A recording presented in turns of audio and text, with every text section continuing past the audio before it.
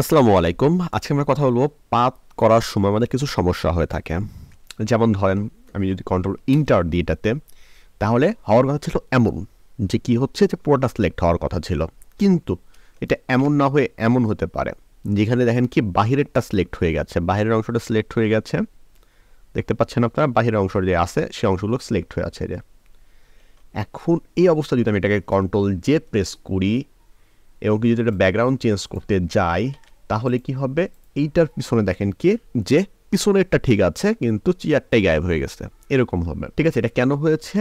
এই যে দেখেন এখানে যে সিলেক্টটা ছিল কি বাহিরে, এরকম অনেক সময় সমস্যা হতে পারে। তারপরে আবার অনেক অনেক সময় সমস্যা হয় যে এগুলো সবগুলো সিলেক্ট করছি বাট এই একটা সিলেক্ট হচ্ছে না। আমি ক্লিপিং পাথ করছি বাট কি হয় না, ওই একটা সহজে সিলেক্ট হচ্ছে না, এরকম অনেক সময় সমস্যা হয়। এই সমস্যাগুলোর সমাধান নিয়ে আজকে আমাদের ক্লাস।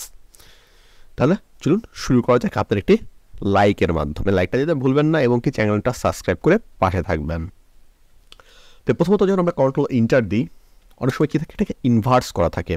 সেই জন্য কী হয়, এরকম আসার কথা থাকলেও তারা কি হয়ে যায়, এমন হয়ে যায় যেটাতে কি দেখতে পাই আমরা, যে বাহিরের যে অংশটা আছে সেটা সিলেক্ট হয়ে যায়। ঠিক আছে, সম্পূর্ণ চেয়ার তো সিলেক্ট হয়েছেই, সাথে কি হয় বাহিরের যে অংশটা আছে সেটাও সিলেক্ট হয়ে গেছে। যদি এমন হয়, ঠিক আছে, সেক্ষেত্রে আমাদের কী করতে হবে, সিলেকশনে যেতে হবে। ঠিক আছে, সিলেক্ট থেকে চলে যাবেন কিসে, ইনভার্স।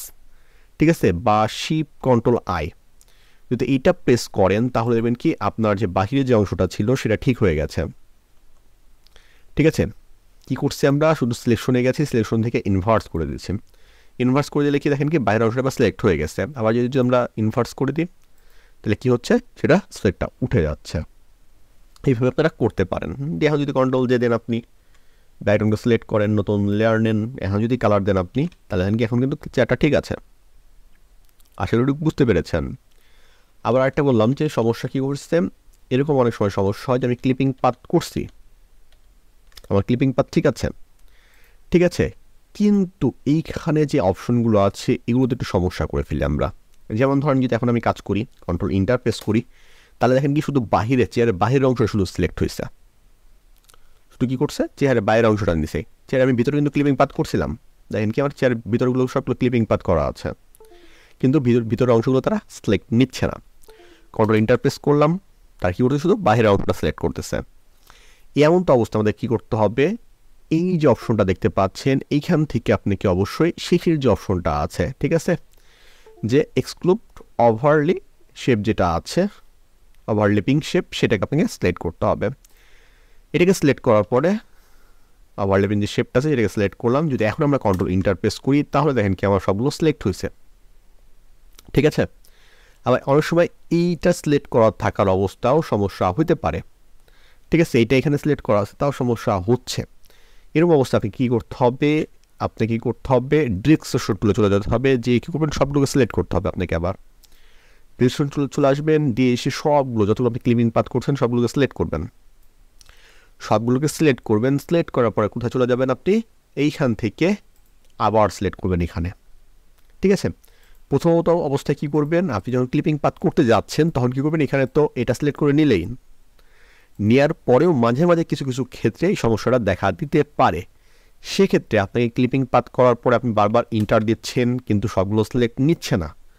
এমন অবস্থায় আপনি কী করতে হবে, এরকম ক্লিপিং পাথ থাকা অবস্থায় আপনাকে কী করতে হবে, ডিরেকশন টুল নিতে হবে, দিয়ে কী করবেন সম্পূর্ণ সিলেক্ট করবেন আপনি যতগুলো ক্লিপিং পাথ করছেন।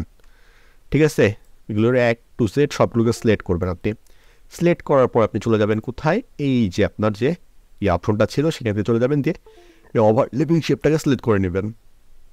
সিলেক্ট করার পর যদি আপনি কন্ট্রোল ইন্টারপ্রেস করেন তখন কি হবে, এটা সম্পূর্ণগুলোকে আবার সিলেক্ট করবে। এই দুইটা উপায় যদি আপনি মেনটেন করেন তাহলে ইনশাল্লাহ আপনার কোথাও কোনো ক্লিপিং পাতে সমস্যা হবে না ইনশাল্লাহ। সাধারণত দুইটাই হয়ে থাকে। এছাড়াও আরেকটা সমস্যা হয় আমাদের ক্লিপিং পাত করার সময়, যে আমরা ভুলে অন্য জায়গায় ক্লিপিং পাত করে ফেলি, যেটাকে আমরা পাত এডিট বলি। এটা সম্পর্কে বিস্তারিত একটা ক্লাস আমাদের দেওয়া আছে, তাও এখানে আপনাদের একটু ধারণা দিচ্ছি। যেমন ধরেন এখানে আমি ক্লিপিং পাতগুলো করেছি, এই ক্লিপিং পাতগুলোতে কী আছে, একটু সমস্যা আছে। সাপোজ এইটা একটু ভিড়ানোর কথা ছিল, আমি ভিড়াই নাই, এটা একটু ভিড়ানোর কথা ছিল, আমি ভিড়াই নাই। সেখানে আপনি করতে পারেন কি, ডিরেকশন টুল দিতে পারেন, নিয়ে কী করতে পারেন, এটা দিয়ে আপনি সেখানে ভিড়াই দিতে পারেন, এটাকে আপনি ভিড়াই দিতে পারেন, এটাকে আপনি ভিড়াই দিতে পারেন। ঠিক আছে, এটাকে সিলেক্ট করতে পারেন, এটাকে ভিড়াই দিতে পারেন। এটাকে সিলেক্ট করলেন, ভেড়াই দিতে পারেন। ঠিক আছে, এরকম এডিট করতে পারেন আপনি। যদি আরও বিস্তারিত দেখতে চান তাহলে অবশ্যই আমাদের আই বাটন থেকে ভিডিওটা দেখে নিতে পারেন, যেখানে আমরা বিস্তারিত পাথ এডিট সম্পর্কে আলোচনা করেছি, যেটা কিন্তু আপনি যারা পাথ নিয়ে কাজ করেন তাদের কিন্তু অনেকটা হেল্প করবে আশা করি। আশা করি বুঝতে পেরেছেন যে পাথ যখন সিলেকশনের সমস্যা হয় তখন আমরা এই দুইটা উপায়ের মাধ্যমে কী করতে পারি, সেটাকে ঠিক করতে পারি। ঠিক আছে, একটা দেখালাম আমরা কী দিয়ে, ইনভার্স দিয়ে, যে আমার কী হয়েছে পুরোটা সিলেক্ট হয়ে গেছে, তো আমরা ইনভার্স করে নিতে পারি, এতে কী হবে, আমার পাথটা সিলেক্ট হয়ে যাবে, মানে ঠিক হয়ে যাবে। আর একটা কী করলাম, আমরা যে অপশনটা আছে সেটা আমরা ইউজ করলাম, যেটা দিয়ে আমার কী হয়, অনেক সময় আমাদের পাথ করার পরেও কিছু কিছু অংশ সিলেক্ট হতে চায় না, সেক্ষেত্রে আপনি কীভাবে সিলেক্ট করতে পারেন সেটা নিয়ে আমরা বিস্তারিত আলোচনা করলাম এখানে। আশা করি বুঝতে পেরেছেন। যদি এরপরে কোনো প্রশ্ন থাকে সেটা আমাদের কমেন্ট বক্সে করবেন, সেটার সমাধান দেওয়ার চেষ্টা করবো ইনশাল্লাহ। তাহলে আজকের ক্লাসে ধরি, পরবর্তী ক্লাস সুস্থ থাকবেন, ভালো থাকবেন এবং আমার জন্য দোয়া করবেন। আসসালামু আলাইকুম।